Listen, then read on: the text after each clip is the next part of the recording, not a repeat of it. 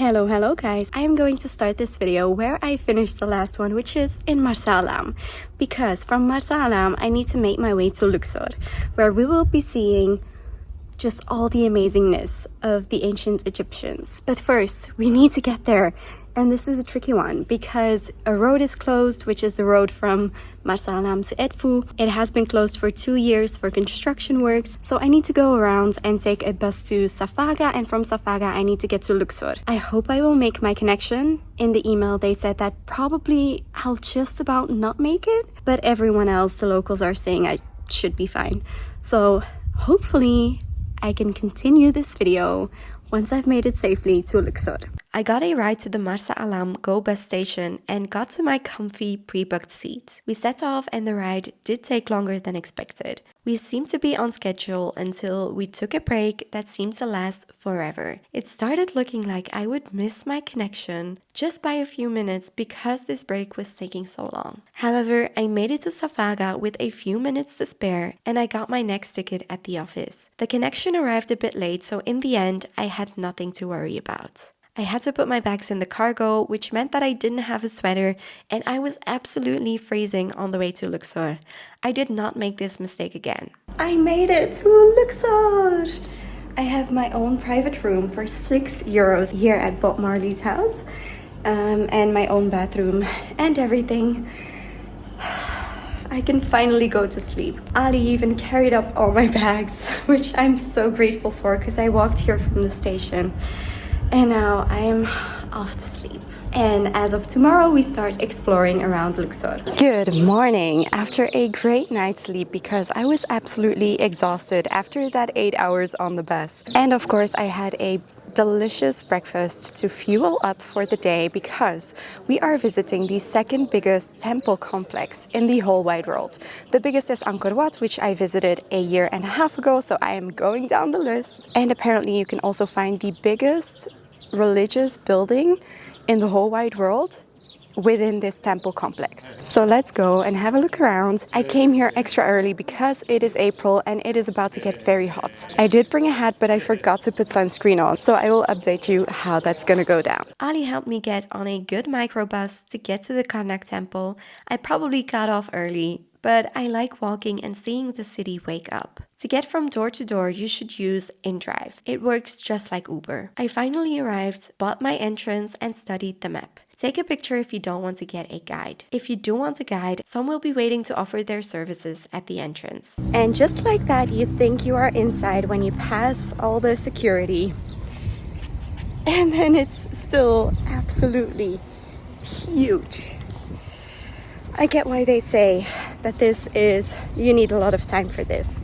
So let's take our time. I will link a podcast in the description below that tells you a lot of information as well. You could even listen to it as you are doing your visit. For a budget traveler like me, this all helps add value to the visit. So this behind me is the Hypostal Hall. This is the biggest religious building in the entire world. It has more than 130 columns and it is about 16.5 square meters big. So it is a huge surface and I can't wait to go in and see how big it really is. This for me is now my first real Egyptian archaeological site, and I've seen pretty much almost every single one of the Mayans. I've seen so many also in Asia and so on. So this for me is so exciting.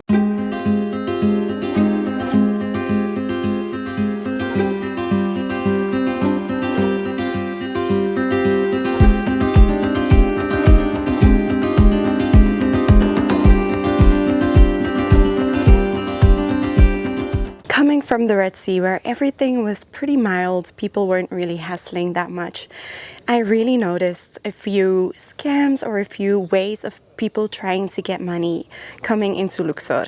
One is the carriages or the taxi drivers.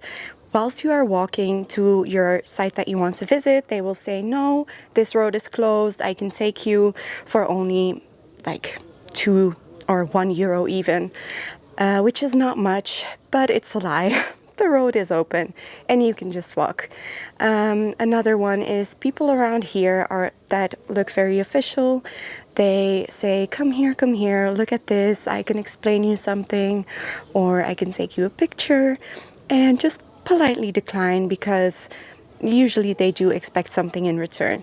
And you can perfectly do this on your own, especially the Karnak complex. You can just look up some information online and there are maps like this everywhere, so you really know what is going on. And there's so many guides that you can just kind of put an ear to every now and then about something interesting that they are saying. If you want to get a guide, you definitely can, but I preferred not to.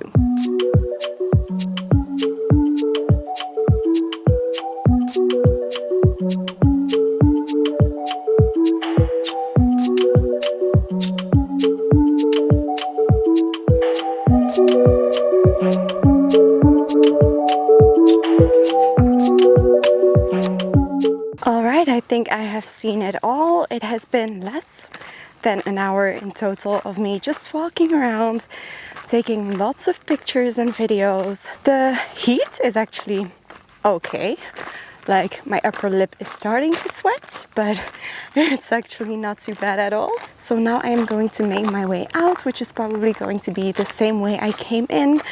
Walk around Luxor for a little bit, which is what I did on my way here.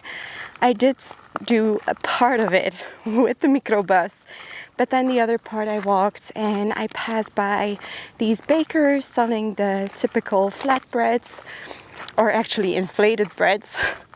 There was a butcher that had just received a fresh cow that was slaughtered. So they were cutting the cow into pieces on the street for the people to come and buy fresh. So I love just seeing the local life, and especially in the morning, it was so much quieter than yesterday evening when I arrived.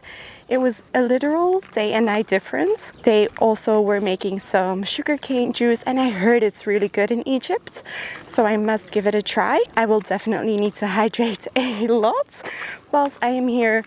So yeah, just excited to see what more is out there. I must admit that I expected it to be even bigger, especially knowing the size of Angkor Wat, but it is still beautiful, and I felt like I had the place almost all to myself. As I said these words, I saw how many people were arriving at the temple at 10 a.m. and I was so glad that I started my visit around 9. The early bird catches the worm once again. I then walked for about an hour along the Nile to the hostel, and I was being harassed by men and vendors in the street the entire way. Luxor is definitely the worst place when it comes to this, and the horse carriage men are the worst. I walked by the Museum of Mummification, the Luxor Museum, and the Luxor Temple. And this right here is the Luxor Temple. My host, he told me to come back at sunset, so I might just do that. It got so hot around noon, so I spent the afternoon at the hostel hanging out with some lovely people. There is a rooftop as well, but everyone hangs out downstairs. I also got lunch at Sofran with my new friend Sarah. In the evening we went back to the Luxor Temple for sunset, and when it came to the harassment, well, double the girls, double the harassment. But we really enjoyed seeing the temple lit up after sunset. If you want to avoid the people in the street, simply take a taxi through InDrive, and always remember, barking dogs don't bite. Good morning, guys. It is almost 6 a.m. and we are going on a private tour of the Valley of the Kings and Queens. We were picked up at 6 a.m. and got a takeaway breakfast from the hostel. We crossed the Nile because the Valley of the Kings is on the west bank, whereas the ruins of the ancient capital Thebes that we visited the day before are on the east bank. Alright, we have made it to the Valley of the Kings. We took the little bus just to be ahead of some of the people, but we have started with a quieter part of the valley, and we've just seen the tomb of Hatshepsut, and just in a second we will see the temple also. But we are making our way along the different tombs, and 6 are open, but we will visit 3. The Valley of the Kings is one of the most famous archaeological sites in the world. This is a royal burial ground with exquisitely decorated tombs for the pharaohs who ruled Egypt about 3,500 to 3,000 years ago. There are over 60 tombs in this small area, although only 6 are open to the public. The tomb of Ramses II, or Ramses the Great, is one of the most famous tombs in the valley because he was the most famous pharaoh. A big downside to the tour is that the guides can't enter the tombs, so they can't explain any hieroglyphs or anything inside. It's to keep the tombs less crowded and congested, which I do understand. Check out the rest of the linked podcasts to learn more about these pharaohs to be more impressed during your visit. There is also a tomb where Ramses II's 100 sons were buried. There are a few tombs that you can pay extra for. We decided to pay extra for King Tutankhamun's tomb. It was just to see his mummy because everything else is at the museum in Cairo. The tombs of Ramses V and VI are worth the extra fee as well, apparently. We have now come to the temple of Hatshepsut, and a lot of the temple was destroyed in an earthquake apparently, but they have reconstructed the temple of Hatshepsut, and it is just a beautiful but also very famous image of Egypt. We wanted to see the Valley of the Queens, but Queen Nefertari's tomb, the prettiest one of all, was closed for preservation. So since we had to skip the Valley of the Queens, Hatshepsut's mortuary temple was the next best thing. For 20 years, Hatshepsut ruled over Egypt, and she is considered to be one of the most powerful female rulers in the history of the world. She even convinced everyone that she was the son of Ra, so a king and not a queen. This is why she was the only woman who got a tomb in the Valley of the Kings on the other side of the mountain of the temple. Definitely listen to the podcast in the description to learn more about her. After the temple, we thought we would go and have a drink. Little did we know, it would be a complimentary drink at an alabaster workshop, which was not really our vibe. And we can see the temple of Merimbeta. This was the son of Ramses II. We decided to skip this temple and go to the Deir el Medina instead. We are now visiting the Deir el Medina, which is where the workers who created the tombs live. This is the tomb of one of the workers. The entrance is so low, which coming from me says a lot. Look how close I am to the ceiling.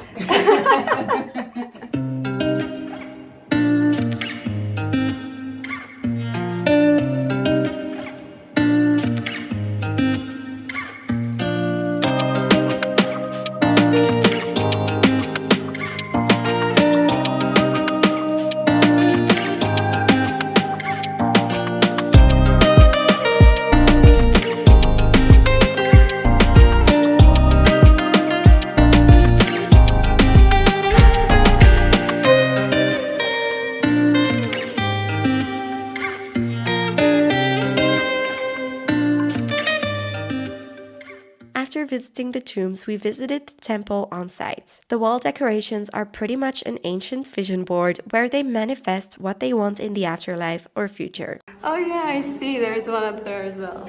Sarah pointed out that in this temple, they were definitely manifesting good erections.